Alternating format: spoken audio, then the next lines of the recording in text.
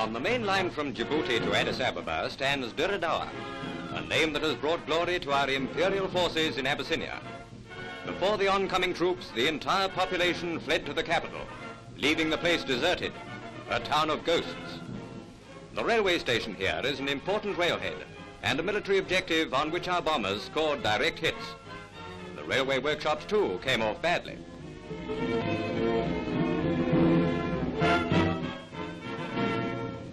Over the aerodrome flies an Italian Savoia 79, but it carries no threat of battle.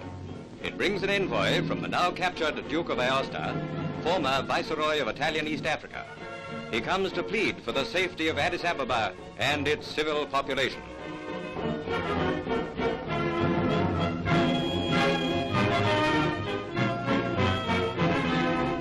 In their retreat, the Italians wrecked quite a number of bridges. This one at Awash was sent crashing into a ravine 200 feet deep. The Wops built it to last as long as their empire. Well, it did.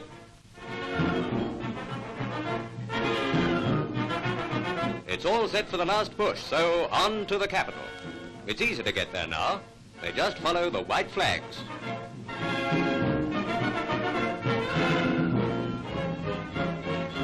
The aerodrome at Addis Ababa bears striking evidence of the work of RAF and South African bombers. Wrecked Capronis, Fiats and Savoyas litter the landing ground. Escorted by a squad of Italian motorcycle police, General Weatherall drives to the Viceroy's palace to accept the surrender of the city. Addis Ababa became capital of Abyssinia in 1896, and it was under Italian rule for the last 5 years. But that is all ended now. It regains its freedom as the colors of tyranny are pulled down to make way for the standard of liberty.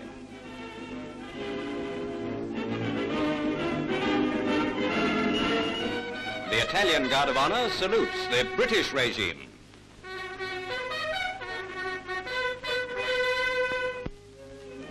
The fall of Addis Ababa is a climax to a brilliant campaign, the like of which has never before been witnessed in history.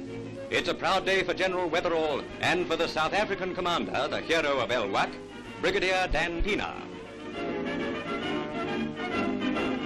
From the Viceroy's palace, General Weatherall goes to the Hall of Battle to read the official proclamation to the Abyssinian chiefs.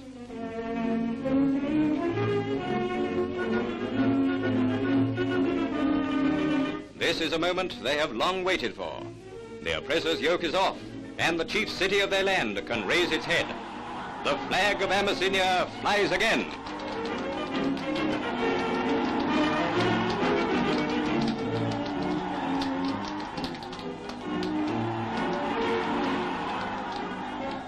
These people haven't forgotten the treatment they received at the hands of Mussolini. And now music, strange to Abyssinian ears, they've been used to the barrel organ for the past 5 years, echoes through the streets. It comes from the band of a South African Scottish regiment. This crowning achievement was not only won after a fight against the enemy, but also after a battle against time. They had to beat the rains, and they did it, covering more than 100 miles in 2 days.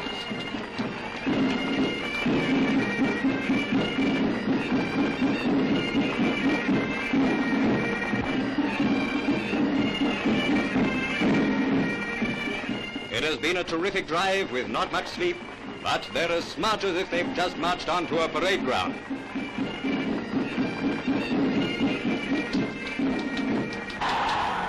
They came, they saw, they conquered.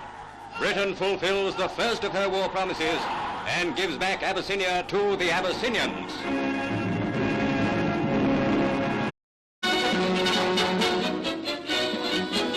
The practically deserted town of Djibouti, French Somaliland, with trade at a standstill and a grave shortage of food. The day the fighting French flag was hoisted in the coastal town at the entrance to the Red Sea, Djibouti looked to a new future. French Somaliland's adhesion to fighting France brought all French Africa to the side of the United Nations. The occupation of Djibouti saw troops marching in as if on a ceremonial parade. General Platt and members of the Allied mission took the salute as the contingents entered after crossing the frontier from British Somaliland. The French African Empire is now emerging for the glorious day of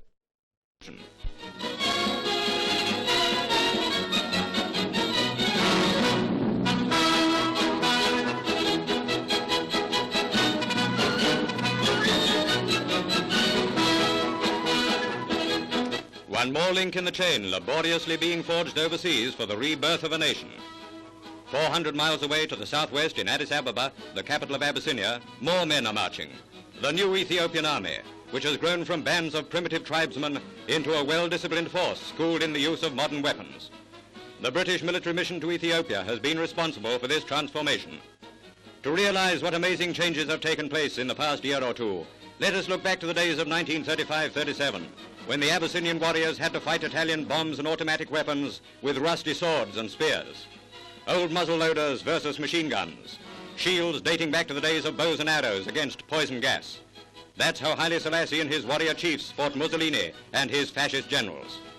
Today, the imperial bodyguard is the pick of the emperor's army, well-trained and hardly recognizable as the same men who fought so bravely in the hills of Abyssinia.